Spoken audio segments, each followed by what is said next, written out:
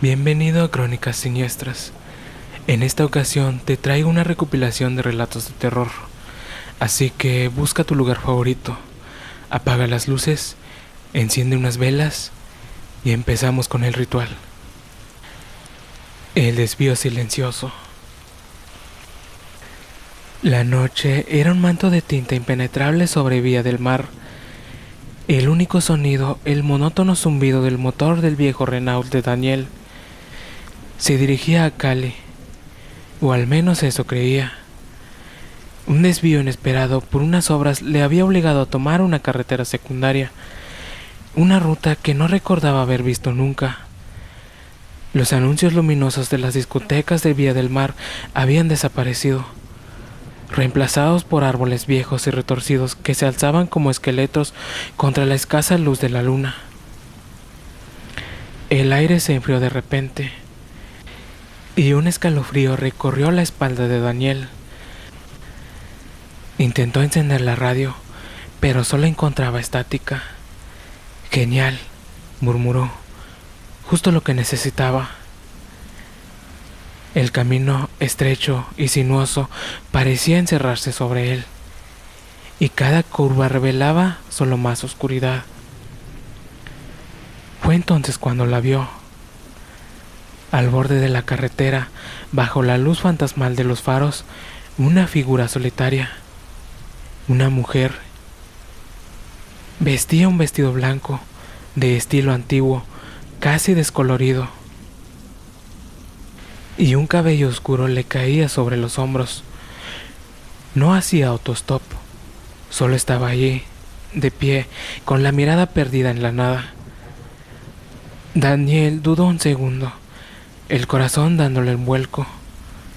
Era tarde, en medio de la nada, pero algo en ella lo inquietó más que la situación. Frenó lentamente, preguntándose si debía ofrecerle ayuda.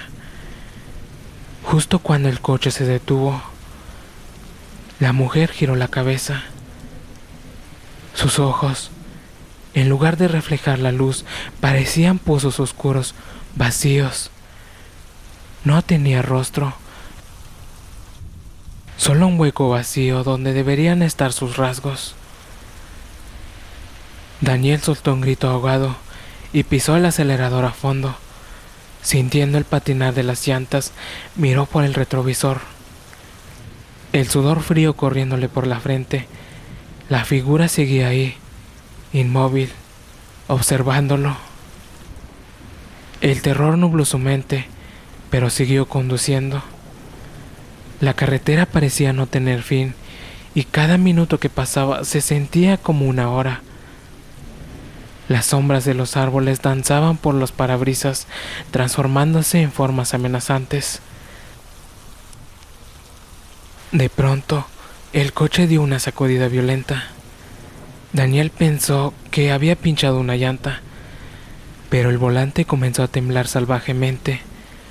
La velocidad disminuyó bruscamente y las luces parpadearon. Fue entonces cuando lo escuchó. Un leve rasguño en el techo, como si uñas largas y finas lo arañaran. Luego, otro y otro, volviéndose más fuertes, más insistentes. El sonido era imposible, espeluznante, y venía de encima de él. Levantó la vista hacia el techo de tela y vio una mancha oscura que se extendía lentamente, húmeda y fría. El coche se detuvo por completo y las luces se apagaron, sumiéndolo en una oscuridad total. El silencio que siguió fue asfixiante, roto solo por el latido frenético de su propio corazón. El arañazo en el techo se detuvo y entonces una voz, un susurro frío y gutural que parecía venir de todas partes y de ninguna a la vez. Siempre te acompañamos en esta carretera. Daniel sintió un aliento helado en la nuca y un peso que se posó suavemente en el asiento trasero. No se atrevió a mirar, solo se quedó inmóvil, con los ojos bien abiertos en la oscuridad. esperando lo inevitable.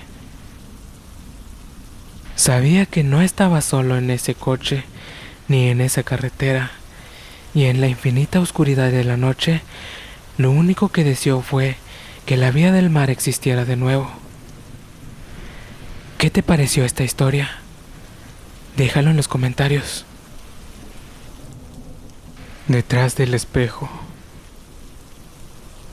No suelo contar esto porque, sinceramente, aún me cuesta creer lo que pasó. Pero cada vez que me miro al espejo me acuerdo, y no puedo evitar sentir que algo sigue ahí, esperando. Todo empezó hace unos meses, cuando me mudé solo a un pequeño apartamento a las afueras de la ciudad. Era antiguo, con esos espejos empotrados en las puertas del armario, de cuerpo entero. Al principio me gustaban, le daban un aire elegante al lugar, hasta que dejaron de hacerlo. La primera noche fue tranquila, pero al segundo día noté algo raro. Me estaba cepillando los dientes cuando lo vi en el espejo del baño, que la puerta del armario detrás de mí estaba abierta. Lo extraño es que yo la había cerrado. Me giré para cerrarla, pero cuando volví a mirar al espejo, estaba abierta otra vez. Pensé que era mi imaginación o una corriente de aire, nada más. Pero luego empezó a pasar cada noche, siempre a la misma hora, las 3:17 de la madrugada. Me despertaba sin razón, con una sensación de presión en el pecho, como si alguien estuviera sentado sobre mí. Y cada vez que miraba hacia el espejo del armario, lo veía. Una figura alta, delgada, sin rostro, solo una silueta oscura, quieta, detrás de mí. Pero cuando me giraba, no había nada. Solo el reflejo lo mostraba, como si el espejo viera algo que yo no podía. Una noche decidí grabarlo. Coloqué mi teléfono frente al espejo antes de dormir. A la mañana siguiente revisé el video. A las 7:17 de la madrugada, la imagen se distorsionaba. Se escuchaba un zumbido bajo, como un murmullo. Y luego aparece la figura. Pero esta vez no solo estaba parada, se movía lentamente, acercándose al borde del espejo. Y justo antes de que termine el video, levanta la mano y toca el cristal desde dentro. Esa misma noche encontré una marca en el espejo, una huella que no era mía. Desde entonces cubro todos los espejos por la noche, no porque crea que eso lo detiene, sino porque prefiero no ver lo que hay del otro lado. Porque a veces, cuando paso por el pasillo, escucho un leve golpeteo, como si alguien estuviera tocando el cristal, esperando que lo mire. No era un coyote. Crecí en un pequeño pueblo del norte de México, donde el ganado es parte del alma. Los que vivimos en el campo sabemos que los depredadores son parte del trato. Pero esto no era un coyote. Yo tenía 15 años la primera vez que lo vi. Había escuchado a los perros ladrar toda la noche. No un ladrido de advertencia, sino de puro terror. Salí con mi linterna y una escopeta vieja de mi padre. Caminé hasta el corral y ahí lo encontré. Una cabra muerta, seca, ni una gota de sangre, ni una herida visible, salvo 3 pequeños agujeros en el cuello, como si algo la hubiera vaciado desde dentro. Pensé que era una enfermedad rara, hasta que sucedió otra vez, y otra, 7 animales muertos en menos de 2 semanas. Una madrugada me armé de valor y me quedé escondido en el granero. A eso de las 3 lo escuché, un chillido largo, áspero, que no parecía venir de garganta alguna, y luego pasos, pero no eran pasos normales, sonaban como garras arrastrándose en la tierra.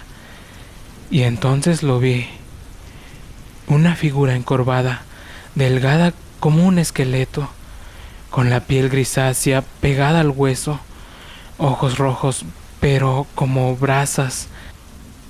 Eran como dos heridas abiertas. Caminaba en cuatro patas, pero con movimientos extraños, casi humanos. Se acercó lentamente a una cabra y no la mordió. Le puso una garra sobre el lomo y la cabra simplemente colapsó. El bicho abrió su mandíbula y aspiró, como si succionara el alma. La cabra no chilló, solo murió. Entonces giró la cabeza y me miró y me habló sin abrir la boca. Tú no eres mío, aún. Desperté tirado en el suelo al amanecer. No recordaba cómo llegué ahí. La cabra estaba muerta y sobre la tierra, al lado de mis pies, algo había escrito con sangre. No interrumpas mi alimento. Desde entonces, el pueblo calla. Nadie habla de los animales muertos. Nadie sale después de medianoche. El cura se fue sin despedirse. Y mi padre, él nunca volvió del cerro. Yo sé que sigue ahí. No es un mito, no es una leyenda. El chupacabras existe. Y no viene por los animales. Viene cuando te metes con su comida. Si esta noche escuchas un ruido y el aullido de los perros, tápate bien con las cobijas y no salgas hasta que el sol se asome por completo. La mujer con dos bocas que se lleva a los niños en Otavalo. Quiero contarles una historia que ha pasado de boca en boca en mi comunidad desde hace generaciones. No sé si alguien más la haya vivido, pero en mi pueblo todos sabemos que hay cosas en las montañas que no deben ser nombradas, y una de ellas es la chificha. Yo soy de Otavalo, Ecuador, y aquí en las zonas altas, los ancianos todavía cuentan con miedo lo que sucedió hace muchos años con unos hermanos que fueron abandonados por sus propios padres. Eran dos niños, uno de unos 9 y otro más pequeño, que fueron llevados al monte con engaños. Les dijeron que iban a recoger flores, pero los dejaron ahí, solos. La historia dice que caminaron horas buscando refugio, hasta que encontraron una cabaña vieja en medio del bosque. Allí vivía una anciana. Ellos accedieron a entrar a su casa, porque se veía como una anciana cualquiera, inofensiva. Pero esa mujer no era normal. Una vez adentro, la anciana al voltearse, reveló un secreto siniestro. Resulta que en su nuca tenía una segunda boca. Un siniestro agujero lleno de dientes afilados, que empezó a gruñir de una forma inhumana. Los niños apenas alcanzaron a salir de aquella casa y empezaron a correr por todo el bosque sin rumbo. Toda la noche se la pasaron escondiéndose entre los barrancos y entre los árboles grandes, pero se sentían perseguidos.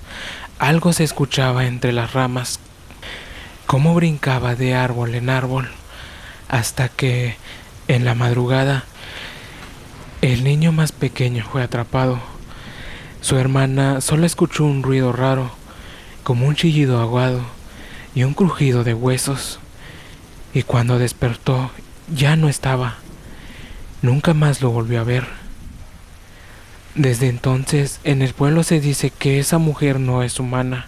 Lo llamaron la chificha, una criatura maldita que se alimenta del alma de los inocentes, y que cuando el sol cae tras los cerros, aún se escuchan risas extrañas entre los árboles, como si ella siguiera buscando a su próxima presa. Muchos dicen que lograron cazarla, que la quemaron viva en una de esas cuevas profundas de los Andes, pero otros aseguran que sigue ahí, cambiando de rostro, haciéndose pasar por abuela, por una mujer buena, por alguien en quien puedas confiar, hasta que te da la espalda. Y entonces, cuando ves esa segunda boca abrirse, ya es demasiado tarde. Así que si alguna vez visitas Otavalo y decides subir a las montañas, no aceptes comida de ninguna anciana, no te acerques a casas solas, y si ves a alguien caminando raro, como si escondiera algo en el cuello, corre, corre y no mires atrás. El secreto oscuro de mi abuela. Cuando cumplí los 12 años, mi vida dio un giro inesperado. Empecé a pasar temporadas en la casa de mis abuelos. No vivían lejos, a poco más de 20 cuadras. Como me decía mi mamá, un viaje corto que se sentía como adentrarse en otro mundo. La casa de mis abuelos era una mansión antigua, majestuosa y misteriosa, siempre en constante remodelación. Mi abuelo nunca estaba presente, siempre trabajando, o al menos eso creíamos. En cambio, mi abuela era la imagen de la dulzura, una anciana tierna y cariñosa como todas. La primera noche que pasé allí, me acomodé en mi habitación. Era pequeña, pero estaba encantadoramente decorada con un sinfín de dibujos animados y juguetes. Era un espacio demasiado acogedor para la soledad de un niño. Me quedé dormido, arropado por la quietud de la casa, hasta que una voz infantil me despertó. Oye, estás en mi cama. Levántate de mi cama. Abrí los ojos, aún borrosos por el sueño, y allí estaba, sentado a los pies de mi cama, un niño en pijama de Pato Donald. Me miraba fijamente. Me froté los ojos, intentando aclarar mi vista, y bostecé. ¿Dónde saliste tú?, pregunté, con la voz pastosa por el sueño. Volví a mirar el lugar donde el pequeño había estado, pero ya no había nadie. El espacio estaba vacío, como si la imagen hubiera sido una alucinación. Me levanté de la cama, el corazón latiéndome con una mezcla de confusión y una incipiente punzada de miedo. Salí del cuarto y me dirigí a la habitación de mis abuelos. Toqué suavemente la puerta y me dejaron entrar. ¿Puedo dormir aquí?, pregunté en voz baja. Mi abuela no se negó, con su eterna dulzura. Observé que mi abuelo estaba en la cama, durmiendo profundamente, o al menos eso parecía. Esa noche sentí un miedo que me heló los huesos, pero me negué a aceptarlo, intentando convencerme de que solo había sido un mal sueño. Así pasaron los años. Cada vez que visitaba la casa, la escena se repetía. Veía niños con diferentes pijamas sentados al pie de la cama o de pie junto a ella, siempre repitiendo la misma frase: «Esta es mi cama». Siempre dormía con mi abuela después de esos encuentros, y ella nunca me preguntó por qué no dormía en mi propio cuarto. Quizá intuía algo, o simplemente lo aceptaba. La vida siguió su curso, hasta que un día mi abuela murió a causa del cigarro que fumaba en secreto, una adicción que nadie había notado. Mi abuelo, por su parte, desapareció sin dejar rastro, o eso era lo que creíamos y nos decían para tranquilizarnos. Mi madre heredó el vasto terreno de la casa de mis abuelos y decidió que era hora de transformarlo en un hotel. Era una decisión práctica, una forma de cerrar un capítulo y quizá de modernizar el legado familiar. Así que comenzaron la demolición de la mansión. Recuerdo que estaba comiendo un estofado. El aroma reconfortante llenaba la cocina cuando mi madre me llamó por teléfono. Tienes que venir. Su voz sonaba distante, quebrada. Dejé mi comida a medio terminar, la carne aún caliente en el plato, y me dirigí a la casa de mis abuelos. Al llegar, ya no era una casa, sino un cúmulo de escombros y polvo.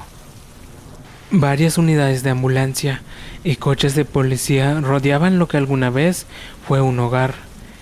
Un oficial estaba con mi madre, quien daba su declaración, su rostro pálido y sus ojos enrojecidos.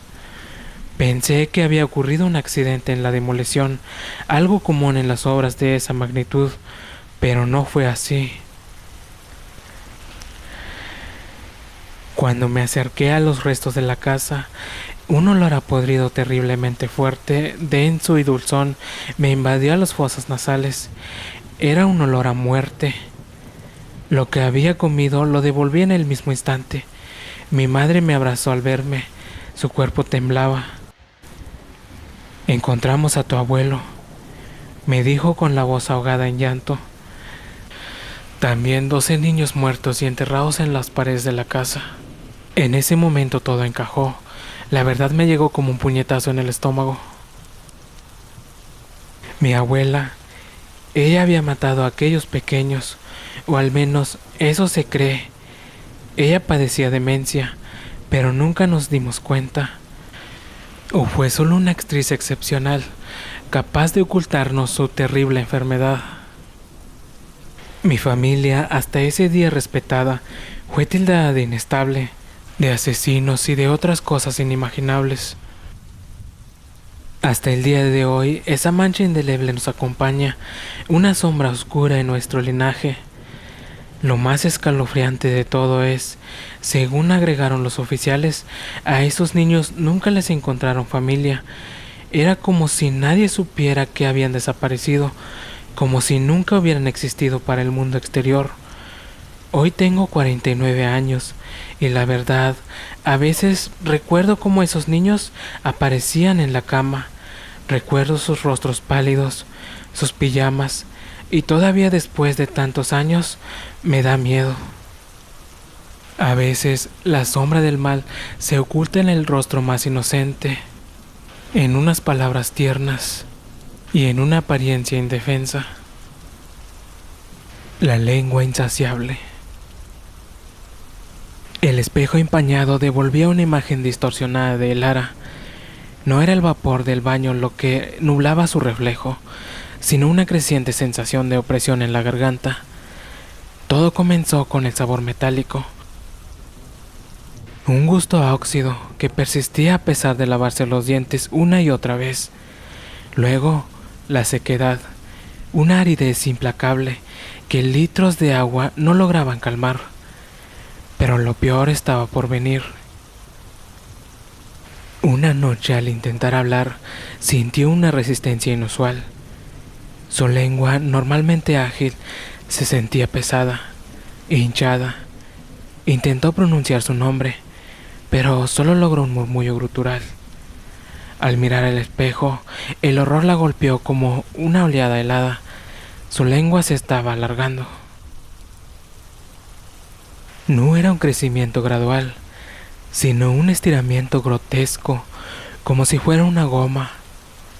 Cada centímetro adicional era una punzada de dolor, una presión insoportable que amenazaba con cerrarle las vías respiratorias.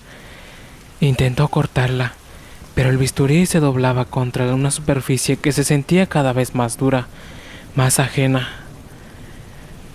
Los días se convirtieron en una pesadilla viscosa.